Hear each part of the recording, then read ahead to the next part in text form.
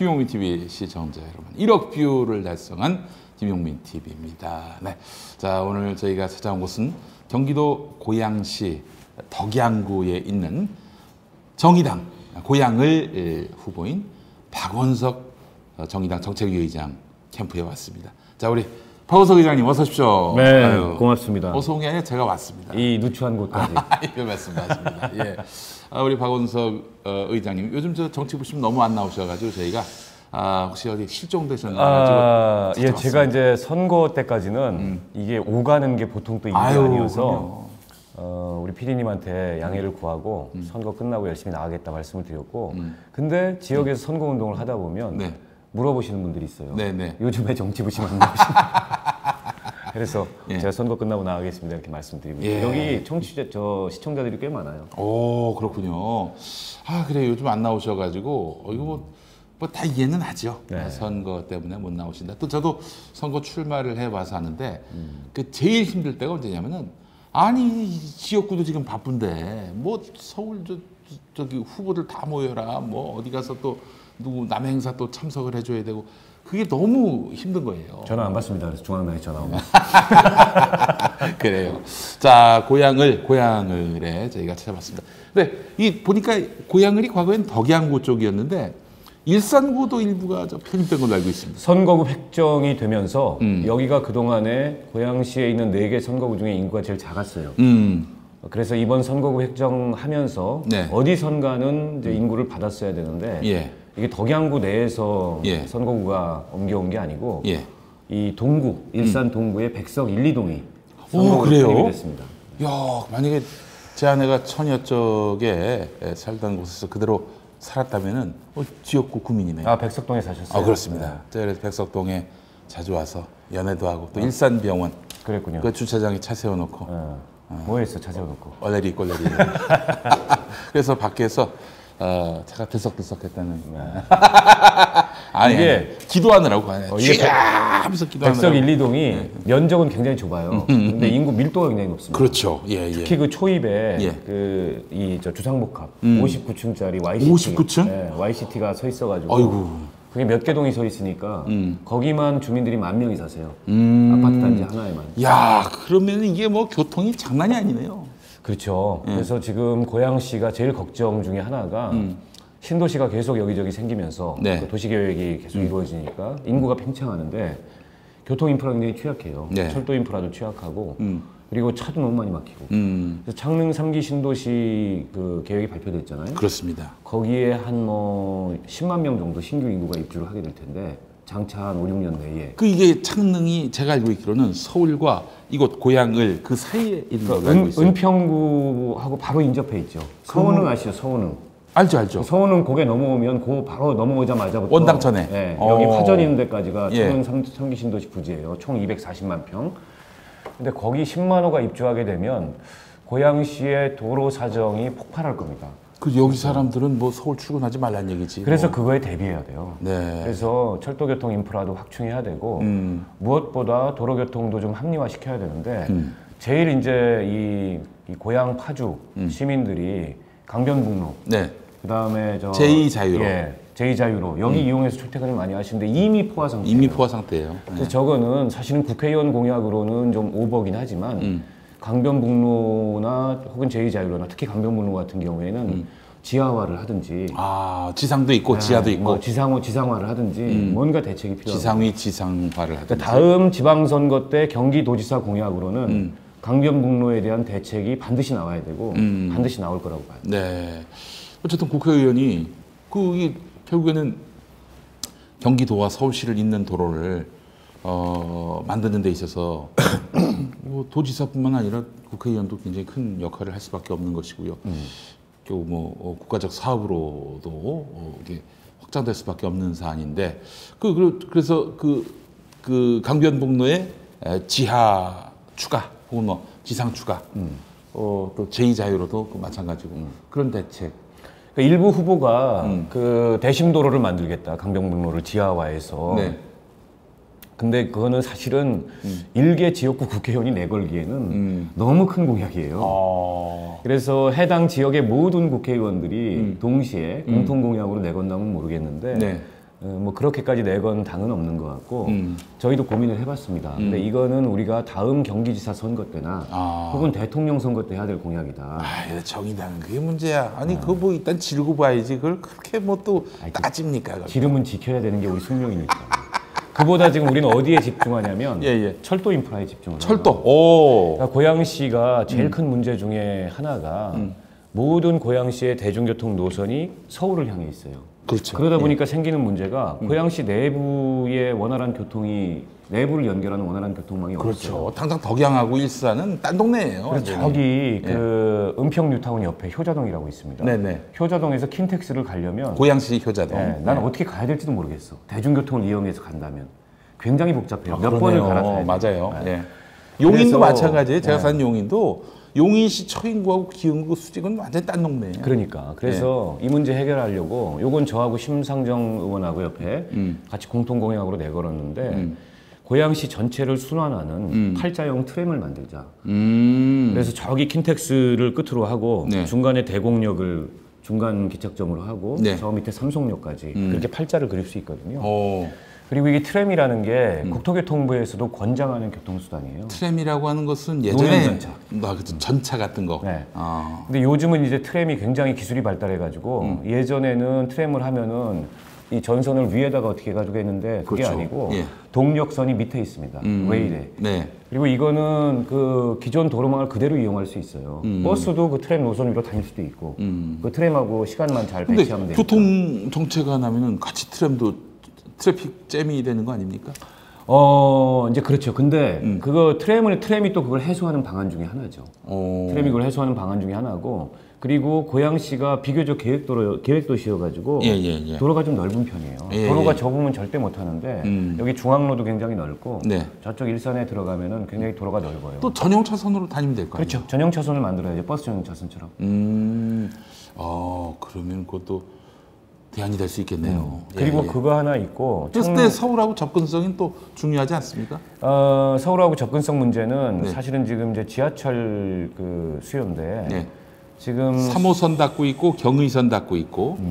근데 이제 신분당선 그 서북 구간 연장 사업이라고 있어요. 네네네. 이게 이제 신분당선을 용산에서 시작해서 여기 삼성역까지 늘리는 건데 거기에는 우리 고양시의 정치인들만이 아니고 예를 들어서 이낙연 후보 종로시잖아요. 거기도 지나게 돼 있어요. 그래서 정세균 총리께서 이 종로구 국회의원 할 때 이걸 추진하려고 이 신분당선 서북구간 연장 추진 모임을 만들었어요. 그래서 은평구 국회의원, 종로구 국회의원, 고양시 국회의원 해가지고 기자회견도 하고 열심히 노력했는데 기재부에서 번번이 예타 그 경제성 분석이 안 나온 거야. 1이 안 나오고 0.8 이렇게 나온 거예요.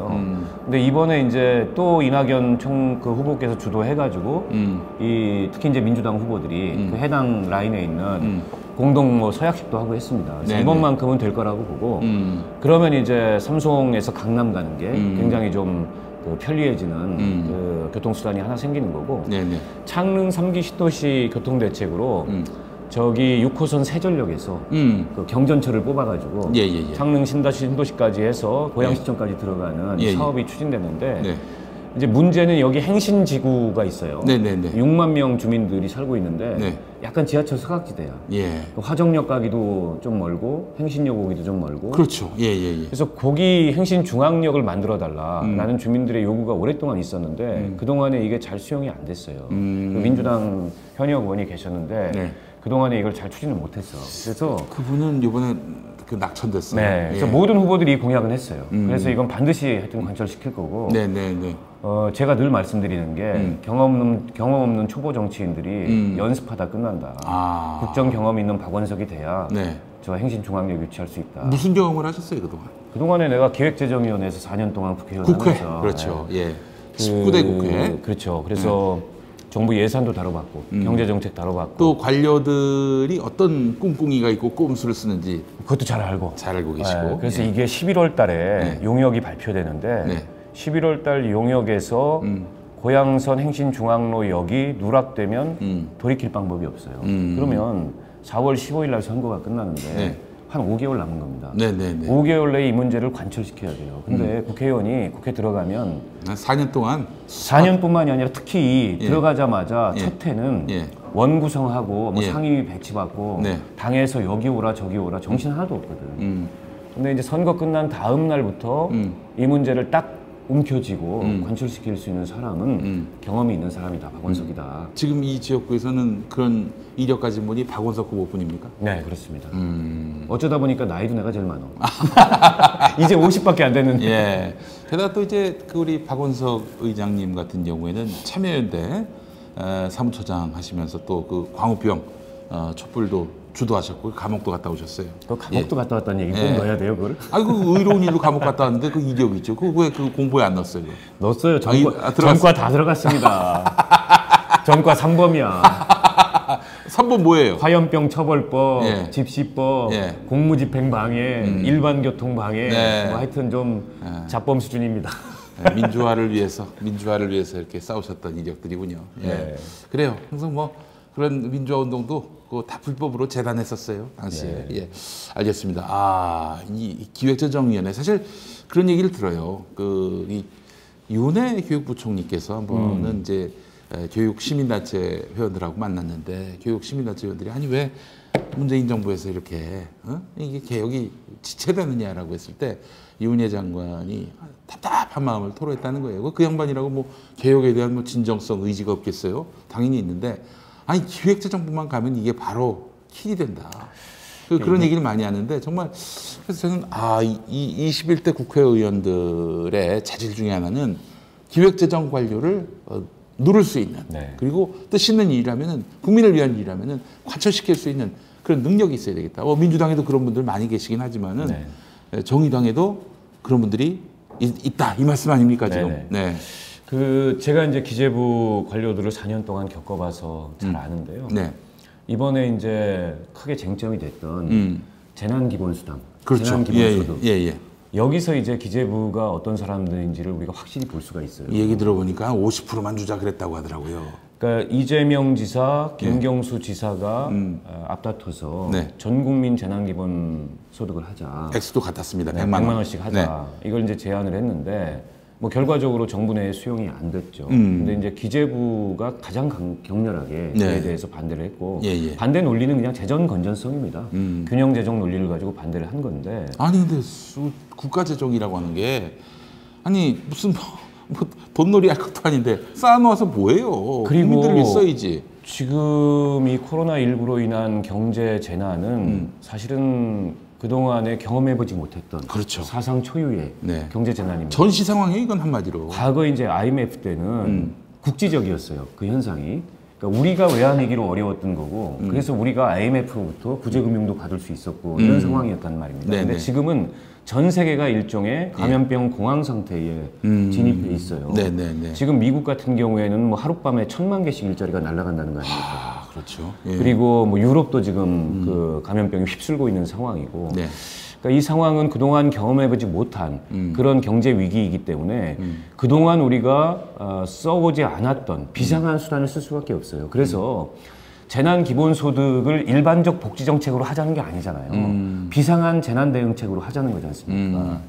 근데 결국에는 기획재정부 관료들의 그 균형 재정의 논리, 재정 건전성의 논리를 넘어서지 못하고 정부가 소득 하위 70% 가구에 대해서 개인이 아니고 가구에 대해서 최대 100만 원까지 지원하는 걸로 바꿨다가 민주당이 이제 뭐 선거를 고려해서 이걸 100%로 늘리자. 네. 근데 아직 마무리가 안 되고 있어요. 근데 여기서 제일 황당한 태도를 취한 거는 사실은 미래통합당과 황교안입니다. 처음에는 뭐라 그랬냐면은 총선 앞두고 현금 살포 정책 포퓰리즘이다. 총선용 현금 살포를 했어요. 이렇게 비난을 했습니다. 네. 그러다 가만히 보니까 안 되겠거든 상황이. 그래서 갑자기 황교안이 50만 원씩 모든 국민한테 주자. 정부 대책보다 좀 더 나간 대책이에요. 네. 왜냐하면 가구가 아니고 국민한테 주자고 했으니까. 글쎄 말입니다. 그게 한 6조 드는 정책이에요. 네. 그랬다가 유승민 전 의원이, 유승민 현 의원이지. 네. 유승민 의원이 그 나쁜 포퓰리즘 정책이다. 네. 황교안까지 거기 부안해동하면 되느냐. 이렇게 또 쳤어요. 네. 그리고 나서 지금 미래통합당의 입장이 뭔지 모르겠어. 오락가락하고 있어. 뭐 저 학생들한테 100만 원씩 주자 또 김종인 씨가. 아니 그러니까 지금 또 김종인 어르신 같은 경우에는 김종인 어르신이 명색이 경제학자신데 네. 너무 황당한 주장을 한 게 100조 원을 투입하자고 얘기하면서 예. 그 100조 원을 아랫도를 빼서 윗도를 고이자는 얘기예요. 예. 그러니까 예산이 500조 아닙니까? 대한민국 예. 1년 예산이. 예. 그 예산을 전용해서 전용한다는 건 돌려서 그 100조를 막자. 그래서 제가 그랬어요. 해봐라 한번. 되는지. 내역서를 한번 써와봐라. 예. 미래통합당에서. 그냥 막 던지는 거예요 지금. 불가능한 얘기를 네. 명색이 김종인이 경제민주화를 얘기하셨던 분이 그런 얘기를 하는 걸 보고 저는 아무리 선거라도 저렇게 아무 말 대잔치를 할 수 있나 이런 생각이 들었고 예. 그분 요중에 유세 가시면은 갑자기 민주당이 과반해야 된다 그러고 방명록에다가 민주당이라고 쓰고 그래서 약간 좀 상태가 별로 좋지 않으신 것 같아요. 아니 저는 저기 미래통합당 안 간다고 그랬을 때 처음에 야, 이 양반 이 총기가 살아있네 했는데 다시 또 합류한다고 그래서 이 양반 이거 좀 상태가 안 좋으신 거 아닌가? 막 그 생각이 들었어요. 근데 아니나 다를까. 많이 안 좋아요. 예, 많이 안 좋은 게 게다가 지금 있습니다. 이제 막말 퍼레이드가 나오고 있지 않습니까? 네. 그래서 차명진 그 후보 같은 경우에 우리 잘 알잖아요. 우리 같이 방송도 해봤잖아요. 예. 사실 오늘 이 시간에 그 정치쇼 할 시간 아닙니까? 예. 그때도 그분이 막말을 했지만 네. 지금보다는 증상이 좀 덜했는데 지금은 거의 뭐 제가 보기에는 약간 좀 병이 있는 게 아닌가 싶을 정도로 아니에요. 그 저희 정봉주 그 형님이 저 진행했을 때도 그 저 명진이 형 그런 얘기했잖아요. 그 저기 남자들 수컷들은 그렇게 씨를 씨를 맞아. 그 뿌리는 얘기했죠. 것이 뭐 본능이다 뭐 이런 식의 얘기를 해가지고 그래가지고 방송 기함하게 했는데. 그래가지고 방송 못 나왔잖아요. 예. 그다음부터 그렇죠. 한동안. 아니야. 그 뒤로도 사과하고 한번 나왔다가 그 제가 그만둔 이후로 또 무슨 이상한 발언을 밖에서 세월호 그렇지. 세월호 가족들을 모독하는 발언을 작년 이맘때 했어요. 그래서 3개월간인가 그 하여간 그 당권이 정지됐었는데 아니 이거 어떻게 보니까 올해 또 공천을 받았어. 그러니까 저거는 차명진의 막말이 아니라 차명진을 공천 준 게 문제예요. 저 내부에 최소한의 이 뭐랄까요 좀 견제와 네. 균형 감각 이런 게 작동하지 않는 거고 네. 사실은 막말하면 빠지지 않는 민경욱도 마찬가지 아닙니까? 선거 직전까지도 입에 담을 수 없는 욕설을 페이스북에 올렸는데 공천 떨어졌다 붙었다 하다가 결국에는 황교안 측근이라는 이유로 네. 결과적으로는 공천을 받아서 출마했습니다. 그래서 인천 연수에서 우리 이정미 그 정의당 대표 전 대표가 출마해서 황교안과 민경욱과 대결을 하고 있는데 예. 여기가 좀 안타까워요. 그러니까 저희는 민경욱을 다시 21대 국회에서 보지 않기 위해서는 어떤 형태로든 단일화를 추진했어야 한다고 봅니다. 어제 그 배진교 후보도 그 정의당 그 비례대표 후보도 정치부심 나와가지고 그렇게 인천 연수 쪽에서 민주당한테 단일화를 요청했는데 뭐 이런 지하에 거절했다. 그 정일영 후보라는 분이 네. 박근혜 때 인천공항공사 사장을 했던 분이에요. 승승장구했던. 박근혜 때 네, 국토교통부 관료 출신이고 철도국장 하다가 네. 또 인천공항공사 사장하고 이번에 경실련에서 철도 민영화를 앞장서서 추진했던 인물로 낙선 대상으로 꼽았습니다. 심지어 그분은. 네. 그래서 전형적인 출세주의자라고 볼 수 있고 솔직히 말해서 뭐 민주당의 정체성이나 그 역사성이나 이런 거하고 잘 안 맞는 사람입니다. 근데 어쨌든 공천을 받았는데 단일화에 대해서 뭐 구체적인 방법을 얘기한 것도 아니고 검토해 보자고 하는데 이런 제안에 잘라버렸어요. 검토 제안조차도 작았다. 네, 그래서 지금 불가능하게 됐고 사실은 저는 송영길 최고위원인가요 지금? 하여튼 의원. 최고위원 아니세요? 네, 송영길 의원이 어떻게 보면 인천 지역 정치의 큰 손인데 민주당의 광역시장도 하셨고. 예. 이분도 비슷한 태도를 취했습니다. 그래서 어쨌든 인천만 놓고 보자면 조금 대의에 대해서 민주당이 크게 사고하지 못한 거 아닌가 이런 점 좀 아쉽고 한 가지 더 아쉬운 대목은 이제 창원에서 성산. 창원 성산에서 아래로부터의 단일화 열망이 굉장히 강함에도 불구하고 네. 결국엔 안 됐습니다. 그 점도 굉장히 안타깝고 네. 그래서 저희는 뭐 당대당 단일화를 이번 선거 앞두고서 전면적으로 하는 거는 민주당이나 우리나 맞지 않다고 보지만 특히 이렇게 좀 미래통합당의 후보가 절대 돼서는 안 될 인물이거나 아니면 지역사회의 단일화 열망이 이렇게 강렬한 네. 그리고 상징성이 있는 이런 지역에서는 했어야 되는데 그게 무산돼서 네. 좀 안타깝습니다. 고향을은 어떻습니까? 여기 지금 한준호 후보가 더불어민주당 후보죠? 예, 한준호 후보가 더불어민주당이고 함경우 후보라고 미래통합당 후보. 처음 들어본 이름입니다. 예, 예. 두 분 다 사실은 한 2달 전에 지역에 오셨어요. 그래서 연고 없는 분들입니다. 예, 지역 정치 잘 모르고 연고도 없고 김영민 같군요. 예, 예. 양쪽 다 공천이 좀 늦기도 했고 그러나 이제 기본적으로 이번 선거가 깜깜이 선거에다가 당대당 선거 비슷하게 진행이 되니까 뭐 그 흐름에 네. 편승해서 후보들이 그 출마를 한 거고 선거 운동도 저희가 이제 돌아다니면서 선거 운동을 하면은 서로 간에 이렇게 좀 목격을 하잖아요. 그렇죠. 근데 두 후보 다 별로 제가 못 뵀어요. 지나다니면 그런 얘기를 듣습니다. 왜 박원석만 맨날 돌아다니냐. 그래서 저는 당이 작아서 발품으로라도 때울 수밖에 없습니다. 이렇게 얘기를 하고 예. 다니고 있는데 예. 뭐 아니, 근데 이거 하나만 여쭙게. 이 박원석 외벽에 뭐 보통 다른 후보들은 그냥 건물 전체를 다 덮잖아요. 네. 근데 여기 왜 한 층만 이렇게 했습니까? 이 건물에 각종 규제들이 많아가지고 규제들이 많아요? 그래서 저희가 상당히 좀 노력을 했는데 네. 아니 그래도 이쪽에서 보면은 예. 저 옥탑에 크게도 달려 있고 네. 아유, 네. 너무 겸손합니다. 선거운동 겸손하게 해서 아니 근데 뭐 규정인가 싶어요. 규제 때문에 안 되는 거를 규제 때문에 안 돼? 네. 규제가 없는 건물로 들어가시지 왜 또? 아니 규제가 이렇게까지 셀 줄은 몰랐죠. 그래서 알겠습니다. 예. 네, 그래서 그렇습니다. 그래서 지난번에 이제 이 고양 지역의 대표적인 언론사 고양신문이라고 있어요. 네네네. 30년 된 압니다. 제가 거기 기자분도 아는데. 네, 지역 예. 대표 언론인데 예. 거기서 고양 가불병정 후보들을 초청해서 초청 토론회를 했는데 네. 고양 갑병정은 다 성사가 됐어요. 모든 당의 후보들이. 네. 그런데 을 지역만 유독 그 민주당의 후보가 토론회를 거부했습니다. 이유는 자기는 1대1 토론 아니면 안 하겠다. 근데 이제 1대1 토론 양식은 할 수가 없는 게 TV 토론 참여 요건에 뭐 예를 들어서 저나 민중당 후보나 네. 다 맞고 네. 원내 정당이니까. 네, 다른 네. 지역에서는 예를 다선 의원인 후보들이 예를 들어서 심상정 후보 그리고 미래통합당의 김영환 후보 김영환. 그분이 동구에 나오셨는데 네. 안산에 있다 갑자기 동구로 오셨는데 바른미래당 저기 경기도지사 후보로 나왔던 그 양반. 다 네. 토론을 했습니다. 네. 근데 정치 신인이라고 얼굴을 알려야 될 분들이 토론을 거부를 했어요. 네. 워낙 또 박원석 후보가 그래서 그런 토론의 건지. 달인이라서 네, 그래서 이 그런 말로는 건지. 이길 재간이 없어서 그러는 거 아닌가? 너무 아쉬워요. 그러다고. 그래서 가뜩이나 코로나19 때문에 예. 대면 선거가 어려운데 그런 걸 통해서 후보자들의 비전과 정책도 좀 알리고 유권자들한테 후보자를 소개할 수 있는 기회였는데 네. 이 양당의 후보가 그러니까 저 민주당 후보가 먼저 거부하고 미래통합당 후보가 따라서 거부하고 네. 그래서 그냥 박원석 대담회로 진행했습니다. 대담회로. 알겠습니다. 저 오기 전에 고향을을 한번 검색해봤는데 무슨 신천지 얘기가 나오고 그래요? 이게 무슨 얘기입니까? 제가 자세히 읽어보지 못해가지고. 그 얘기하기 좀 조심스러운 면은 있는데요. 네네. 그 국민일보가 아마 일보를 썼습니다. 그에 관해서 그러니까 요지는 신천지 위장 단체인 청년생각이라는 단체가 네네네. 있어요. 네. 그 청년생각에서 예.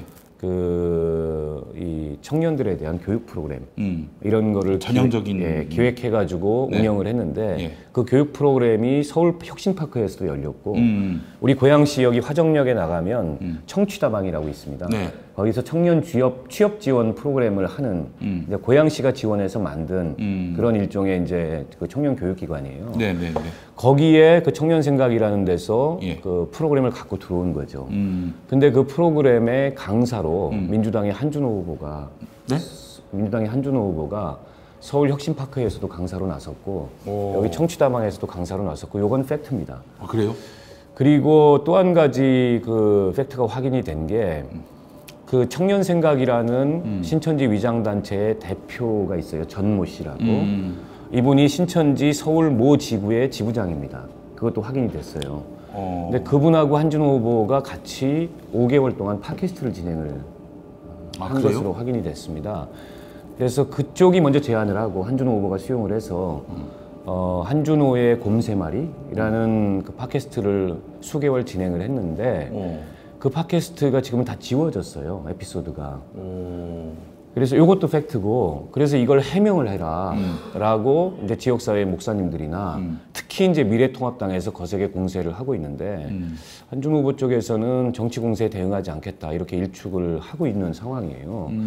그래서 물론 이제 뭐 정치 공세인 측면도 있고, 예, 정치 공세는 맞죠. 네, 정치 공세 맞고. 예. 또 어디까지가 사실이고 또 어디부터가 의혹인지 이것도 지금 현재로서는 불분명한 상황인데 최소한 사실로 확인된 거. 신천지 위장단체가 주최한 프로그램의 강사로 그것도 뭐 거듭해서 나섰던 이 사실. 그다음에 신천지 지부장으로 지목되는 인물, 뭐 지목이 아니라 확인된 인물이죠. 이 인물하고 수개월 동안 팟캐스트를 진행하게 된 경위, 그리고 왜 그 에피소드를 다 지웠는지, 그리고 심지어는 그 팟캐스트를 함께 했던 멤버들 중에 일부가 선거 캠프에 들어와 있다, 지금 현재.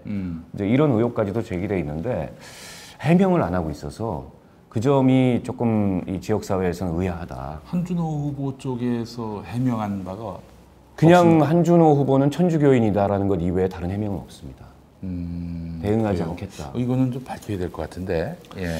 그래서 아무래도 의혹을 떼치기 위해서라도. 예. 왜 그러냐면 지금 이제 신천지가 특히나 코로나19 확산 관련돼서 주범 아닙니까? 주범 사실상. 네. 그리고 그 과정에서 신천지라는 사이비 종교의 실체가 국민들한테 더 많이 알려졌잖아요.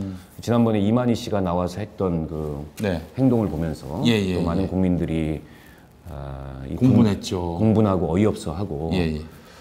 그런데 어쨌든 후보 공직선거에 나온 후보가 예.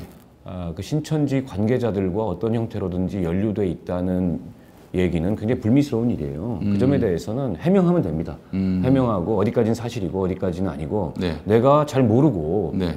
걔들한테 속아서 그 프로그램에 강사로 나섰는데 그게 다다라든지. 근데 해명을 안 하는 것은 다소 좀 이 문제를 제기하고 있는 지역사회 종교인들이나 네. 이런 분들에 대한 예의는 아니지 않은가 이런 생각이 듭니다. 그 사실은 미래통합당 같은 경우에는 뭐 당대표, 원내대표 나서서 우리하고 아무 상관없는 신천지를 엮었다 이러면서 막 분노했었는데 뭐 하여간 전혀 관계가 없다면은 그 입장을 좀 분명히 밝힐 필요가 있겠네요. 근데 예. 미통당은 신천지하고 연관이 없는지는 모르겠으나 네. 아니, 연관이 있죠. 로고가 비슷한 건 맞고 신천지 못지않은 전광훈이랑 연관이 깊잖아요. 그렇죠. 뭐 거의 뭐 유유상종이라고 봐야 됩니다. 전광훈하고. 절친 아닙니까? 절친. 절친이죠. 예. 그리고 한준호 후보한테 이런 의혹이 제기됐으면은 뭐 선거 전에 밝히는 거 털고 가는 것이 옳지 않겠나 하는 생각이 드는데. 저도 그랬으면 좋겠습니다. 저도 그래서 뭐 이거 가지고 네. 공식적인 논평이나 뭐 언급은 안 했어요. 왜냐면 하도 미래통합당이 난리를 치고 있어가지고 네. 뭐 우리 쪽에서까지 그럴 필요는 없을 것 같고. 그러나 이제 분명한 건 네. 이게 워낙 사회적으로 중요한 문제가 돼 있고 사회적으로 큰 해악이 돼 있기 때문에 네. 제기된 의혹에 대해서는 성실히 해명을 하는 게 유권자들이 행여 가질 수 있는 네. 그런 의문이나 의혹에 대해서 공직 후보가 취해야 될 태도가 아닌가 싶어요. 박원석 캠프에 신천지 없습니까? 한번 찾아봐야 되겠습니다. 감별법이 있어요. 어떻게 저는 이만희 개새끼 해보라고 저는 다 시킵니다. 제가 먼저 하고 시켜봅니다. 이만희 개새끼 못하는 사람은 캠프에 발을 못 들이게 합니다. 내가 다 시켜봤죠? 예, 예. 알겠습니다. 지금 저 선거 판세를 보니까 박원석 후보님이 좀 열세인 걸로 보입니다만은. 뭐 정당 구도가 그렇게 형성이 돼 있기 때문에 열세인 점은 사실입니다. 네. 그러나 아직도 5일이 남았습니다. 때문에 글쎄. 5일이면 예.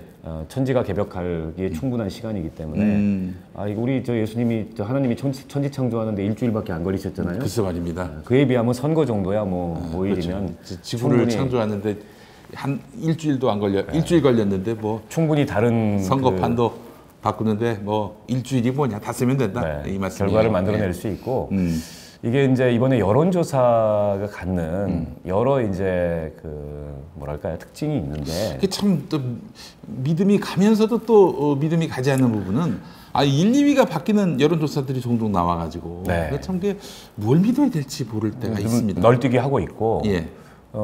그리고 이제 지역구 여론조사는 특히나 500샘플 조사를 보통 하거든요. 500명을 대상으로. 그래서 500샘플 조사에 유선 섞고 뭐 하다 보면 사실은 정확하게 표심 반영이 좀 어려운 면이 있고요. 또 최근에 이제 특히 양당의 적극 지지층들이 결집하고 여론조사로 있어요. 결집하는 현상을 좀 보입니다. 예, 예. 그래서 그런 얘기 들었어요. 미래통합당 같은 경우에는 노년층들이 전화를 많이 받으시면 20대 지지가 부족하니까 20대라 그래라. 이런 지침까지 돈다는. 왜냐면 ARS 조사니까 모르잖아. 모르네요. 목소리도 안 들어보고 예, 하니까. 예. 그래서 그런 지침도 돈다는 얘기가 들어서 여론조사의 객관성, 정확성이 물론 이제 선거 끝나고 나면 어느 정도 확인이 되겠지만 어떻게 보면 우리 정치 여론 시장이랄까 여기에 많은 혼선을 좀 주고 있는 게 아닌가 네. 그런 좀 생각이 들어요. 예. 이후 고향갑인가요? 우리 심상정 대표께서 나오시는데 고향갑인가요? 네, 고향갑. 예, 고향갑. 거기는 한동안 미래통합당 후보가 앞서는 것 같더니 지금은 뭐 3등으로 밀리는 것 같고요. 또 심상정 후보가 1등하는 여론조사가 늘어나고 있습니다. 현상이 어떻게 된 겁니까, 이거는? 그러니까 선거 초반에 특히나 이제 이 비례위성정당 그 논란 둘러싸고 정의당이 상당히 여론에서 고립되고 네. 또 비난의 표적이 됐잖아요. 네네. 그때 이제 심 대표가 약간 그 다리가 풀리면서 그 코너에 그로기 상태로 몰렸다가 점점 지금 회복을 하고 있는 상황이고 특히 이제 이 지역에서 거기는 토론을 2번 했습니다. 네네. 그 고양신문 초청 토론에 상대 후보들이 다 응해서 그거하고 선관위 주최 토론. 더불어민주당 문명순 후보, 네. 미래통합당은 누군가? 이경환 후보라고 예. 변호사 하셨던 분인데 예. 그 토론을 지역 유권자들이 많이 보셨어요. 그 토론 보고 나서 네. 심상정이야 뭐 대선 TV 토론까지 나갔던 후보니까 심상정의 토론이나 지역 현안 파악이나 이런 거에 대해서는 의구심을 갖고 있지 않았는데 상대 후보들이 너무 준비가 안 돼 있다는 게 목격이 노출이 된 거예요. 네네네. 그래서 심상정이 다 마음에 드는 건 아니지만 그래도 우리 지역을 위해서 정치가 조금이라도 나아지기 위해서 심상정 아니냐. 네. 이런 여론으로 거의 정리가 돼가고 있는 것 같아요. 야, 만약에 심상정 대표가 또 당선이 된다면은 그 진보정당 내리 삼선 아닙니까? 처음 있는 일이죠. 처음 있는 일이고, 지역구에서. 역사를 만드는 네. 일이고, 예. 요즘에 어떻습니까? 지금 그 정의당이 이번에 비례대표 선거에서 좀 잘 될 거라는 그런 믿음이 있었고, 그것 때문에 정의당이 그 선거제도 개편에 앞장섰던 걸로 보이는데, 지금 열린민주당이 나오고 있고, 또 그 더불어민주당의 그 파트너를 할 수 있는 더불어시민당이 또 나왔고요. 지금 이 국면을 굉장히 정의당은 불편해한 걸로 알고 있는데, 지금 어떻습니까? 정의당 비례대표 전망이라든지. 뭐 불편해도 이미 현실이 됐기 때문에 어쩔 수 없다고 보고요. 네. 이 조건에서 최선을 다하는 게 중요하고 초반에는 정의당이 당 지지율도 많이 떨어지면서 굉장히 사실은 어려운 상황에 처했었는데 네. 이게 좀 흙먼지가 가라앉고 네. 주변 이제 사물의 윤곽들이 뚜렷해지면서 유권자들이 시시비비를 좀 판단하기 시작하신 것 같아요. 그래서 요즘에 당 지지율도 조금은 올랐고 특히 이제 비례 투표 의향에서 10% 이상을 꾸준히 보이고 있어서 네네. 저희는 뭐 연동형 비례대표제가 훼손되지 않았을 때만큼은 아니겠지만 그래도 현상 유지, 현재 의석수 유지는 가능하지 않겠나, 혹은 그 이상 좀 볼 수 있지 않겠나 이렇게 전망을 하고 물론 뭐 저희의 그 기대나 희망은 여전히 교섭단체 구성에 관한 희망을 놓지 않고 있습니다만 네. 워낙 이게 이제 3% 넘는 정당의 숫자가 많아지면 47석을 다 나눠야 되잖아요. 그러네요. 근데 지금 보면 3% 넘는 정당이 뭐 한 5개는 될 것 같아요. 아니, 지금 더불어시민당, 양당에 열린민주당, 그렇죠. 양당의 위성정당이 있고, 예. 그다음에 그렇죠. 미래통합당. 그 다섯 열린민주당이 당이 있고, 그렇군요. 예. 그다음에 정의당이 있고, 네. 국민의당이 있고, 국민의당, 잘하면 민생당까지. 민생당까지. 네. 민생당도 어떤 여론조사에서는 5, 6%를 보이더라고요. 그래서 그렇게 되면 6개 정당이 47석을 나눠야 되죠. 득표율에 따라 나누기 때문에 예. 굉장히 기독자유통일당도 자기들이 그건 어려울 것 같아요. 자기들이 가능할 어려울 것 거라고 얘기하던데. 제가 보기에는 6개 혹은 5개 정당일 예. 가능성이 있어서 뭐 한 15% 득표하더라도 생각만큼 많은 의석을 얻지는 못하게 되어 있습니다. 제가 두루두루 정의당에 대해서 굉장히 비판적인 분들 이야기를 들어보면은 이제 정의당에 애정이 있으면서요, 뭐 애정이 아예 없으신 분들, 그런 분들도 계실 수 있는데 그런 분들 말씀보다는 애정이 있으면서도 이번에 굉장히 비판적인 분들 얘기 들어보면은 이게 더불어민주당은 아주 거대 정당이고 결국 대중 정당을 취할 수밖에 없고 그래서 일부분 보수적인 스탠스를 취할 수밖에 없는데 정의당은 훨씬 슬림하지만 다이나믹한 그런 역할을 할 수 있다. 그러니까 말하자면은 미래통합당 등 우리 사회의 거악이라고 불리는 집단에 대해서 가장 강도 높고 선명하게 비판을 해야 되는데 왜 그 문재인 정부나 더불어민주당에 대해서 각을 세우느냐 이런 말씀을 하시는 경우를 많이 봤어요. 뭐 그렇게 느끼실 수 있었다고 봅니다. 네. 근데 정의당이 미래통합당과 선명하게 각을 세우지 않았던 건 아닙니다. 예를 들어서 박근혜 탄핵 때부터 거슬러 올라간다면 사실은 정의당이 가장 먼저 거리로 탄핵을 주장하면서 나갔어요.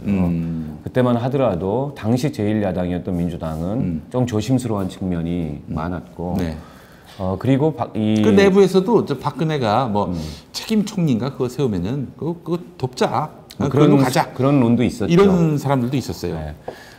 그러나 이제 어쨌든 정리가 돼서 탄핵을 이뤄냈고 또 이번 이제 20대 국회가 사실 난장판 국회였는데 난장판 국회에서도 특히 연동형 비례대표제와 더불어서 검찰개혁 법안들을 추진하는 과정에도 정의당이 앞장섰고 협력을 했고요.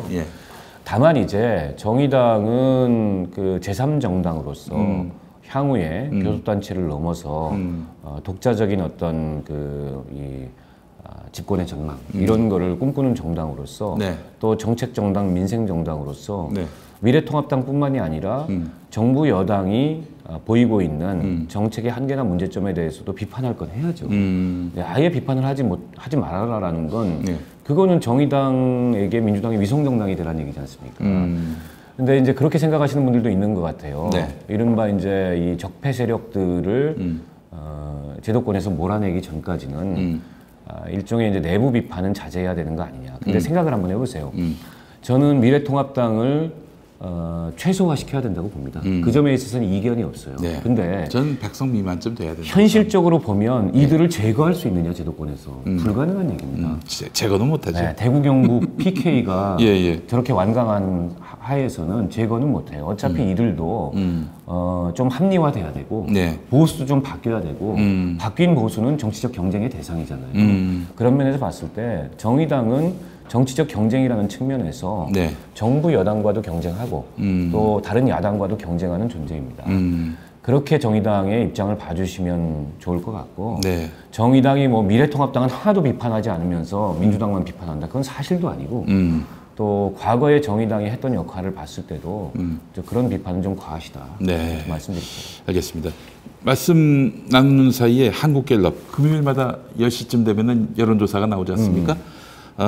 정당 지지율을 보니까 민주당 지난주에 비해서 3% 오른 44%, 연중 최고치. 그리고 미래통합당은 23%로 나왔고 비례정당 어느 당 찍겠느냐. 더불어시민당이 1등이네요. 23%. 그리고 1%포인트 차로 미래한국당이 22%. 그리고 정의당이 13%, 열린민주당이 8% 이렇게 나왔습니다. 정의당의 그 회복세가 보이는 것 같습니다. 다행입니다. 자, 그래요. 만약에 정의당이 이제 원내 이렇게 되면은 3당이 되는 겁니까? 만약에 지금 현재 그 여론조사 추이대로 지역구에서 심상정 플러스 뭐 여영국 플러스 박원석 그리고 비례정당에서 한 뭐 5석 정도 이렇게 된다면은 원내 3당이 되는 건가요? 비례정당은 5석보다는 조금 많이 돼야 되고요. 13%만 몇 석 정도 되는 거죠? 13%면은 이거 민생당이 2.6%로 3% 미만입니다. 그러면 한 6석. 6석 정도. 6석이면 박창진? 그렇죠. 현재로서는 박창진 후보인데 이게 이제 선거 때 막판 결집이 약간 됩니다. 저희가 늘 그 병립형 비례대표제 시절에도 선거 지역구 따로 비례대표 따로 교차투표. 지금은 연동이 좀 돼 있습니다만은 선거 직전에 보였던 여론조사보다는 항상 그 선거 결과 정당 득표율이 조금 높았거든요. 이번에도 그런 어떤 그 막판 결집 효과가 일부는 나타날 거다 이렇게 보고 있고 또 민주당 지지층 중에 더불어시민당을 지지하는 지지층이 가장 많겠죠. 그리고 또 열린민주당, 특히 이제 민주당의 강경 지지층들 같은 경우에 열린민주당을 지지할 거고, 그러나 다소 이제 비판적 지지층들도 있습니다. 그러니까 이 상황에서 이렇게까지 뭐 비례위성정당 만들었어야 되느냐. 그리고 정의당을 저렇게까지 고립시킬 필요가 있었느냐. 이런 분들은 또 정의당을 지지하세요. 네. 근데 그런 투표가 이루어진다면 네. 선거 막판에는 뭐 바라건대 한 20%까지 지지율이 나오면 좋겠다. 이런 바람을 갖고 있고 예. 문제는 20%를 얻어도 예. 이게 연동형 비례제가 훼손되기 전에 비해서는 의석이 많이 줄어든다는 게 민생당까지 만약에 들어온다면 네, 그게 좀 안타까운 상황이고요. 예. 이건 이제 제가 약간 평론가적 차원에서 전망을 해보면 네. 열린민주당의 지지율이 계속 좋았어요. 네. 그리고 정의당보다 앞서는 지지율도 많이 나왔고 그에 반해서 더불어시민당의 지지율이 열린민주당 쪽으로 많이 빠졌었는데 여기도 막판에 결집적 그 상황이 나타나서 더불어시민당 쪽으로 조금 쏠리지 않겠나. 네. 그래서 열린민주당이 지금 지지율 나오는 것보다 좀 어려워질 수도 있겠다 이런 생각이 들고. 네. 근데 열린민주당하고 정의당하고는 되게 재밌는 게 표가 겹치질 않습니다. 아니 겹친다는 분들도 있던데. 저는 별로 겹치지 않을 것 같아요. 더불어민주당에서 아 그래 그 비례는 정의당 줘야지. 과거에 그랬던 분들이 이번 정의당 대신에 열린민주당보다 확실한 선명한 열린민주당을 지지하겠다 이런 분들도 있다고 얘기를 들었는데. 저는 그보다 사실은 그럴 분들이면 더불어시민당을 찍을 분들인데 그분들이 더불어시민당보다 더 선명한 이제 친문 이 정당으로서 네. 열린민주당을 선택할 것 같고. 아 그러니까 이제 열린민주당, 더불어시민당 그리고 정의당 이렇게 이제 그 지지의 어떤 그런 흐름이 저는 그럴 형성된다? 것 같아요. 그래서 제가 봉주영하고도 예. 예전에 백분토론 끝나고 술 마시면서 그런 얘기 했어요. 네. 우리는 표가 안 겹친다. 그러니까 형도 위성정당에 반대해라. 예. 자기도 반대한다 그러더라고요. 그래요. 그때 그 최민희 의원도 나오시고 네네. 그랬던 토론에. 예, 알겠습니다. 고향을 이야기로 돌아와서 그 고향을에서 박원석이 국회의원 되면 뭐가 달라져요? 일단 제가 아까 공약을 좀 잠깐 얘기하셨는데 공약은 말씀드렸는데 해본 사람은 다르다. 이렇게 또 캐치프레이즈를 고향을이 지금 도시가 굉장히 팽창하고 있습니다. 네. 인구도 늘고 있고 고양시 전체로. 그리고 도시계획이 막 여기저기서 우후죽순처럼 진행되고 있어요. 저희 고양시 을성고구만 하더라도 삼성지구가 굉장히 커졌고 또 저 구파발 바로 옆에 네. 그 은평뉴타운 바로 옆에 지축지구가 새로 생겨나고 있고 네, 네. 향동지구라고 저기 항공대 들어오다 보면 그 그렇죠. 건너편 쪽 상암동 쪽. 네, 그 예. 상암동 맞은편 쪽. 네, 네, 거기에 네. 이제 향동지구가 새로 도시계획이 일어나서 네. 한 3만 명 정도 입주해 있고 창릉 신도시 들어오게 됩니다. 이렇게 도시가 팽창하다 보니까 할 일이 굉장히 많아요. 대중교통 문제, 또 네. 일자리나 산업과 같은 자족 능력 문제, 그리고 고양시가 사실 오랫동안 중복 행정 규제를 받아왔어요. 그게 수도권 과밀 억제 관련된 규제도 받고 있고, 그다음에 군사시설 보호 규제, 그린벨트 규제. 특히 덕양 을 지역은 그린벨트가 전체 면적의 한 60%, 70% 가까이 돼요. 근데 그린벨트가 71년도에 규제가 만들어졌는데 이게 제대로 개발 제한을 해놓고 제대로 관리 보전이 되면 모르겠는데 사실은 방치 지역이에요. 엉망진창입니다, 가보면. 네네네. 게다가 이미 도시 계획이 돼서 그 도심 사이에 쓸모없는 개발 지역 구역들이 많아요. 이런 데는 좀 과감히 풀고 대신에 동일 면적의 숲을 이 조성하는 식으로 네. 숲 총량제 같은 걸 해야 되거든요. 근데 이런 어떤 제반에 지금 이 여러 가지 과제들을 해결하려면 네. 국정 경험 있는 국회의원이 돼야 된다. 그리고 일 해본 사람, 일 잘하는 사람, 네. 그 경험과 실력 검증된 사람이 해야 된다. 네. 제가 아까도 말씀드렸지만 초보 정치인들 와서 수개월 동안 그냥 적응하고 연습하다가 시간 다 간다. 그리고 바로 직전에 민주당 국회의원께서 초선이셨어요. 게다가 이제 좀 뭐 정재호 의원. 네, 개인적인 불행이지만 네. 또 이제 중간에 편찮으셔가지고 사실 지역 현안들을 제대로 해결 못한 게 많습니다. 그런 면에서 봤을 때 아 편찮으셨군요. 네. 근데 또 공천 신청을 하셔가지고. 네. 예. 뭐 그 아마 이제 개인적으로 그 병환을 얻었던 게 공천에 많은 불이익이 됐을 텐데 그 개인적으로 좀 안타까운 측면이죠. 그분이 그래도 4년 임기를 경험했기 때문에 네. 사실은 이 갑자기 들어온 초선 낙하산 후보들보다는 더 나을 수 있는데 지역만 생각하면 그래서 그 이 초보 정치인이 연습할 시간이 없는 고향을 해서 네. 국정 경험 가지고 있고 네. 또 지역 주민들이 흔히 그런 생각을 하세요. 예. 여당이면 지역 문제 잘 해결할 수 있을 거다. 제1야당이 등치가 있으니까 아무래도 낫지 않겠느냐. 아무래도. 근데 사실은 지역 문제 해결이나 현안 문제 해결은 꼭 그렇지 않습니다. 국회의원이 어떤 계획이 있느냐가 중요합니다. 계획이 없으면 네. 그냥 이런저런 민원에 오락가락 끝나요. 근데 저는 이제 여기 보면 고향 그랜드 플랜이라고 네. 제가 이제 이 4대 비전을 제시를 했고 뭐예요, 그거는? 가져와 보세요. 네. 말로 다 설명하려면 길어. 예. 이게 이렇게 돼 있군요. 예. 네, 제가 안에 쫙 펼쳐드릴게요. 예. 그래서 고양시에 교통 문제, 경제 문제, 그다음에 시민들의 이렇게. 삶의 질 문제, 예. 이렇게. 그다음에 행정 규제 문제, 네. 이걸 해결할 수 있는 비전을 세웠습니다. 네. 그래서 이런 그 청사진 계획에 따라서 4년 동안 어떻게 지역 현안을 해결하고 또 지역 주민들의 삶의 질을 높일 것인지 계획이 있고 네. 또 한 가지 제가 말씀드리는 거는 네.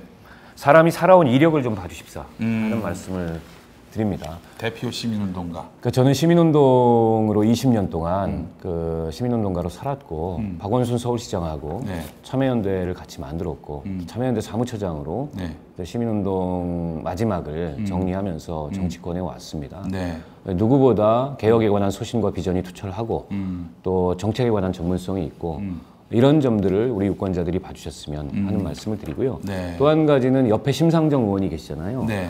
고향 답에. 네, 시너지 효과를 낼 수 있다. 음. 그래서 대한민국의 진보 정치, 개혁 정치를 이끄는 쌍두마차가 돼서 네. 그리고 정의당이 저 박원석이 당선되면 아무래도 정의당의 원내대표가 될 가능성이 굉장히 높은 정치인 아니겠습니까? 네네네. 그런 면에서 민생정당, 정책정당인 정의당의 원내 정치를 총괄하는 그 위치에 서서 제대로 대한민국 정치의 방향 전환, 민생 정치로의 방향 전환 이뤄내겠다 이렇게 말씀드릴게요. 집권 여당을 좀 더 개혁적인 방향으로, 진보적인 방향으로 견인하면서 오로서 수구 보수로 끌고 가려는 이 미래통합당, 그렇죠. 그들을 견제하고 반대편으로 당겨야죠. 네. 제가 이 말씀만 한마디 드릴게요. 더불어민주당의 많은 후보들이 대통령을 지키겠다, 정권을 지키겠다, 네. 이걸 이제 출마의 변으로 삼고 계세요.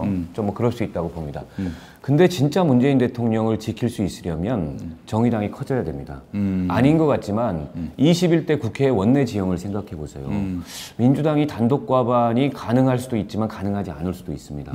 만약 설사 단독 과반이 된다 하더라도 지금 국회 선진화법 하에서 저 미래통합당이 난장을 피우면 미래한국당과 통합해서 그래서 저는 국회 운영 엉망진창돼요. 20석이 넘어가 보면 아이고 이것도 20대하고 뭐가 다를까 싶기도 하고 그래요. 게다가 더 격렬해집니다. 왜냐하면 대선을 앞두고 있고 진영 논리가 더 강해질 거기 때문에.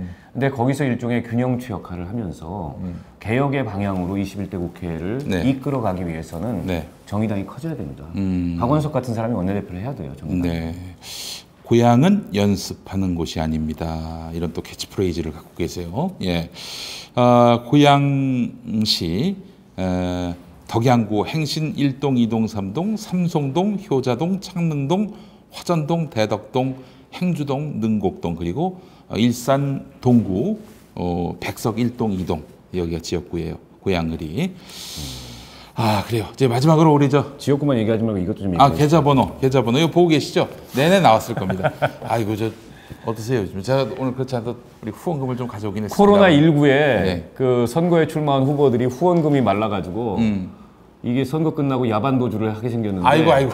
이제 미국으로 야반 도주도 못해. 미국이 출입을 안 시켜줘. 예. 큰일 났습니다. 예. 도와주십시오 우리 좌파는 네티즌 여러분. 중국하고 친하니까 중국으로 팀이 되겠네. 이런 얘기 나올 것 같아요. 근데 중국도 가기 어려워요. 그래요. 알겠습니다. 여러분 박원석 우리 후보 지지하시는 분들 이 계좌번호 보고 계시죠? 예, 관심 많이 가져주시면 감사하겠습니다. 해본 사람은 다르다. 박원석 고향 그랜드 플랜을 약속한 박원석 후보 오늘 또 이렇게 만나서 이야기 나눠봤습니다.